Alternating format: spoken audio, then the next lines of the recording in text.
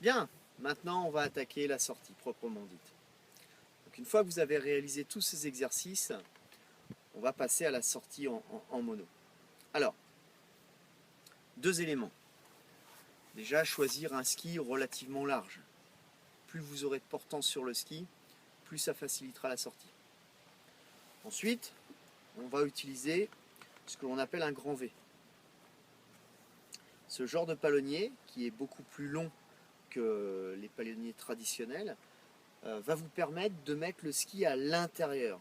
C'est-à-dire que le ski va se positionner ici, et ça va vous permettre d'avoir le ski bien droit dans l'axe. Évitez d'avoir le ski qui parte à gauche ou à droite.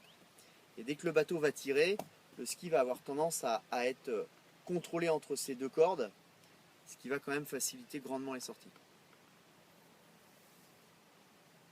Grâce à ces deux éléments, on va pouvoir sortir quand même plus facilement.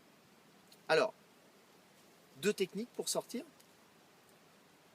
La technique des deux pieds chaussés ou un pied chaussé. Alors pour un débutant, on va privilégier quand même les deux pieds chaussés. Donc les deux pieds chaussés, la chausse avant évidemment, mais mettez votre pied à l'arrière dans la bride. C'est plus facile techniquement.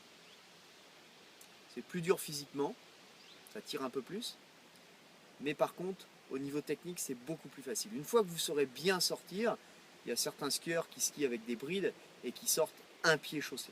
Mais pour l'instant, optez sur la sortie deux pieds chaussés. Ce qui va vous permettre d'être dans l'axe et puis surtout de pouvoir retrouver un équilibre. Et une fois que vous êtes sorti de l'eau, vous allez ressentir cet équilibre que vous avez travaillé avant dans l'autre exercice, le fait de s'asseoir. Donc ça va faciliter tous ces éléments-là. Si vous sortez un pied chaussé, vous allez être encore dans un système à trouver un peu la bride à l'arrière. Et c'est des sources de chute. Donc pour la sortie, hein, c'est relativement simple, comme le bi traditionnel. On a les bras tendus, bien sûr. Les jambes bien groupées au maximum, hein, bien sûr. On va se retrouver dans l'eau, avec les genoux évidemment à l'intérieur des bras. Le ski dans l'axe. Et le plus groupé possible, le ski à peu près à 45 degrés par rapport à l'eau. De cette position, vous ne bougez pas. Le pilote va partir progressivement. Ça va vous permettre de vous équilibrer. Après, il va vous sortir quand même malgré tout. Et tant que vous n'êtes pas sorti de l'eau, vous ne vous redressez pas. Vous restez assis. Et là, vous allez retrouver l'exercice que l'on a travaillé tout à l'heure. C'est-à-dire être un peu les fesses dans l'eau. Et après, vous levez. Faites vraiment en deux parties. Un, je sors de l'eau. Deux, je me relève. Si vous faites le tout en même temps, c'est-à-dire que vous essayez de pousser pour vous lever et qu'il n'y ait pas assez de vitesse, évidemment, vous allez tomber.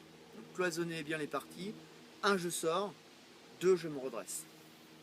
Si ça ne sort pas au bout du deuxième, troisième essai, arrêtez. Ça ne sert à rien. Vous allez automatiser des mauvais gestes et vous allez partir après dans une spirale d'échecs. Et vous allez douter après sur vos sorties. Donc revenez aux exercices d'avant et réessayez après un peu plus tard. Mais ne vous enterrez pas dans l'échec. Voilà, bon courage.